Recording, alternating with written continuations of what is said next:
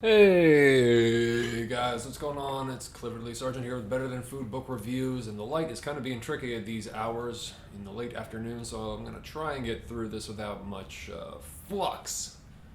But we're gonna see what happens here. I'm gonna try and do this more at times when the light is consistent, but it's all in God's hands. Hope you guys are all doing very well. I just have a little video to do about something I've been asked about for a while now, which is, whether the big great debate, whether or not I prefer the physical book over the digital book.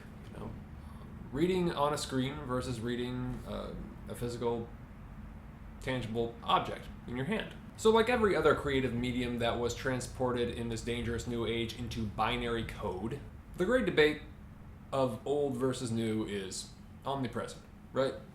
Yet, unlike film, as in like 35 millimeter, which, Kodak is barely keeping in business simply because people like Quentin Tarantino and Christopher Nolan and P.T. Anderson have decided to keep it in business by being purists and shooting on 35 millimeter, God bless them. Unlike CDs, which are now as modern as an 8-track, literature, as in printed literature on the physical page of paper, hardback or paperback, they have not taken as much of a hit as the other mediums, interestingly.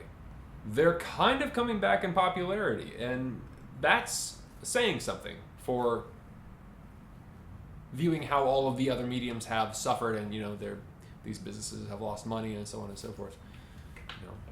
Music business is doing terrible, and film is bad. Television's fine, film not good, especially American film.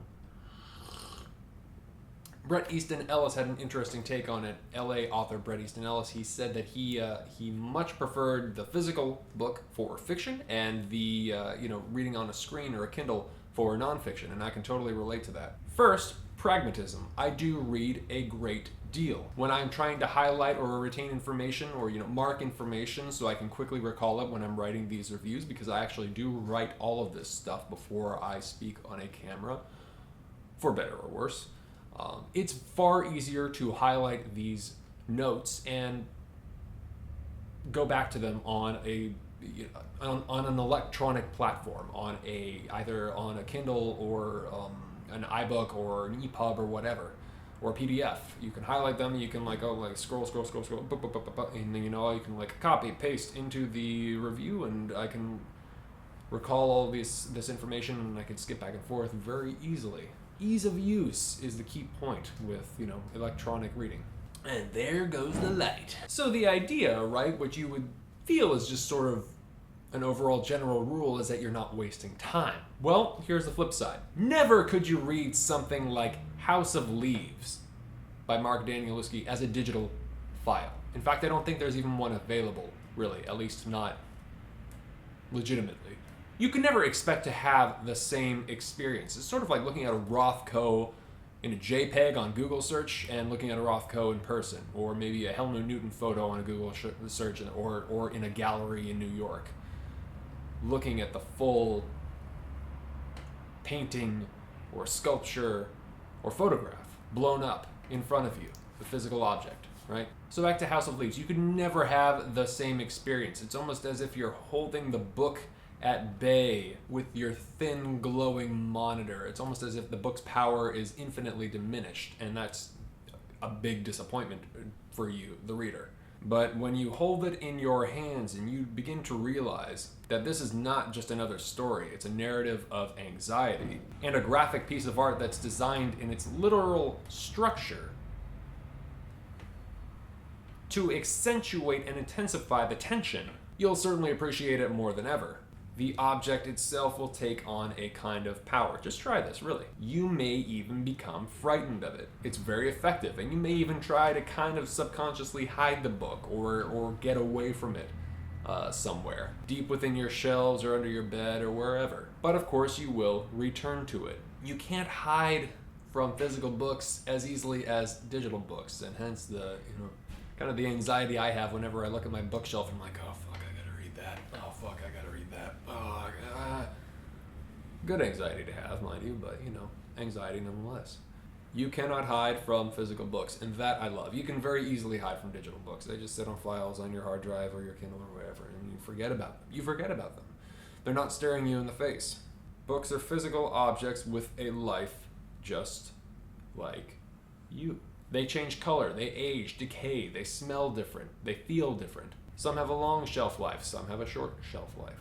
And there are very special moments you have when you stare at the paperback that you've had for 10 years, maybe 20, remembering that there are so many notes that you've written on the thin yellow pages which your eyes pored over several times when you first read it, remembering the torrential flood of emotions that this physical object elicited upon your first viewing, your first interpretation of this physical object from learning this system from when you were a young human being that you currently wield deftly to interpret this tangible object which has come into your possession, to learn from it, to become inspired by it, to take that information, apply it to your own life and the lives of others.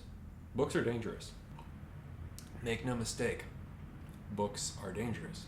Of course I have a very cliche opinion for, kind of a young guy who's secretly a cranky old man at heart, that we spend too much time behind the computer anyways. We do. We spend too much time behind the computer. It's true. Instead of writing on real paper, instead of exercising, instead of fucking, instead of going out and having a conversation with another human being, experiencing life as it should be lived, which is as intensely as possible. There is evidence that readers become more distracted when they are reading on a screen rather than when it's on the page. And I'm not sure if this is true, but there was a 2015 study on GeekWire, the website GeekWire, and I read this study online. The irony, I know. Some researchers at James Madison University had actually determined that because of the distractions online, big surprise, there is less comprehension of the material read. Now, this may not be something that applies to something as focused as the Kindle, for example, which is kind of like cut off from the internets. But, I can relate.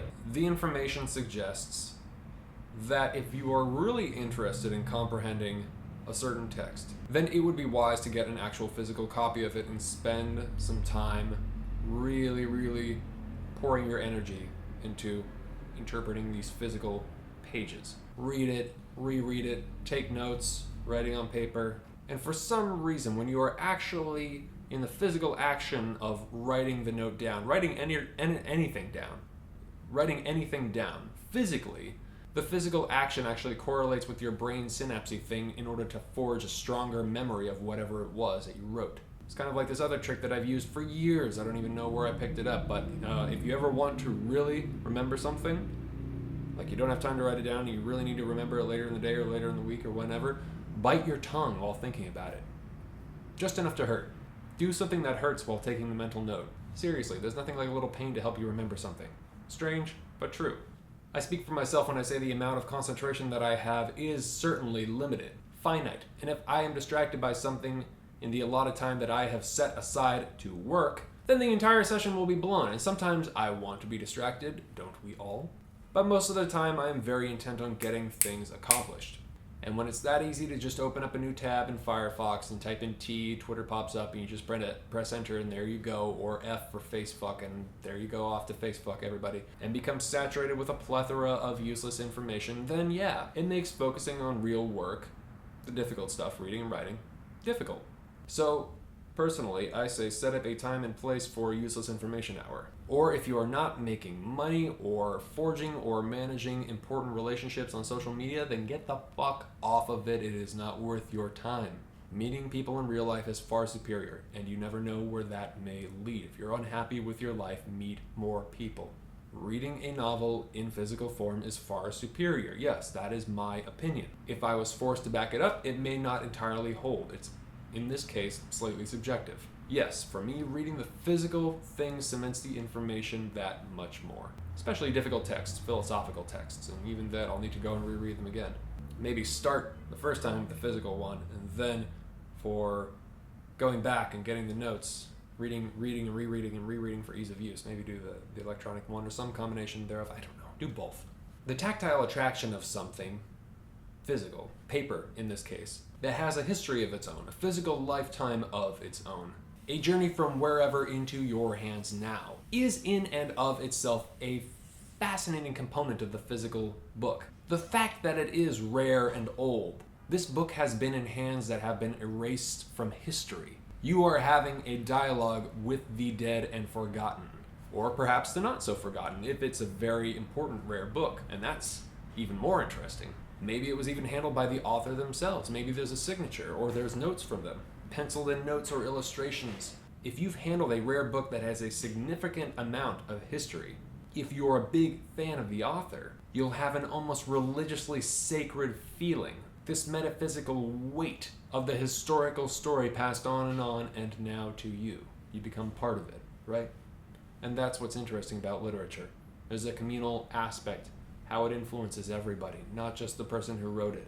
And if you've never held a rare book by one of your personal favorite authors, I urge you to do so, even if it's just for 5 minutes. It's definitely an experience to have before you die, so you can be part of the book's history. And make no mistake, it just may survive you. Do not underestimate books. Many books are far, far older than any living human being, and the ideas contained therein are downright ancient. Books are like people. You will never be able to meet all of them, and most of them will waste your time. So spend it wisely getting to know a few of them that you will fall in love with, and will cherish for the rest of your days. If you can find them, you win. Like my girlfriend said, there's this thing that happens when the work of art is out there. It no longer belongs to the mind of the artist.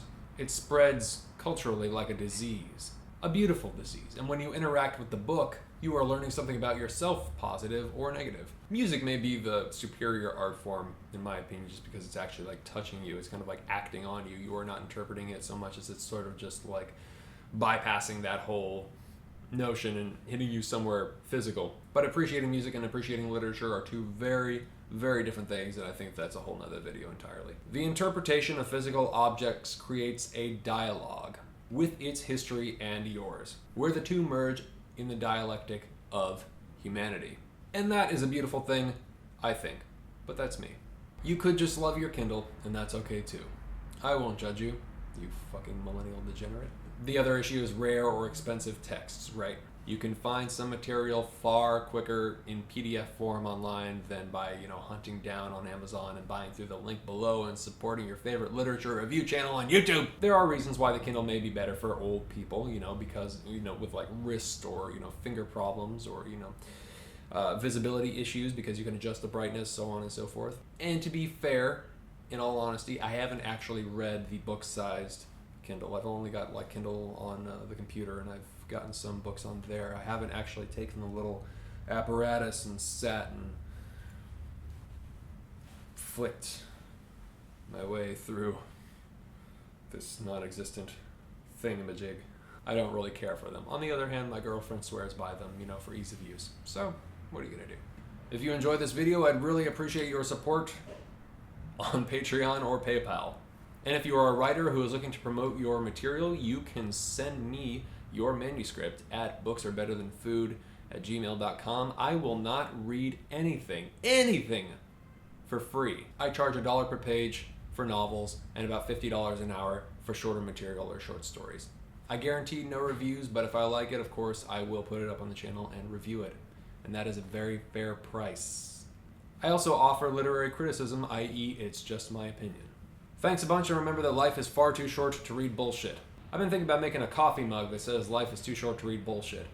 Or maybe life is too short to drink bullshit. Any of you guys be interested in that? Anyone? No? Yes?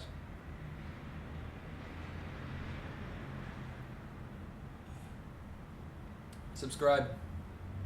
Stay tuned for more. Lots of great stuff on the way. Hope you're all doing well.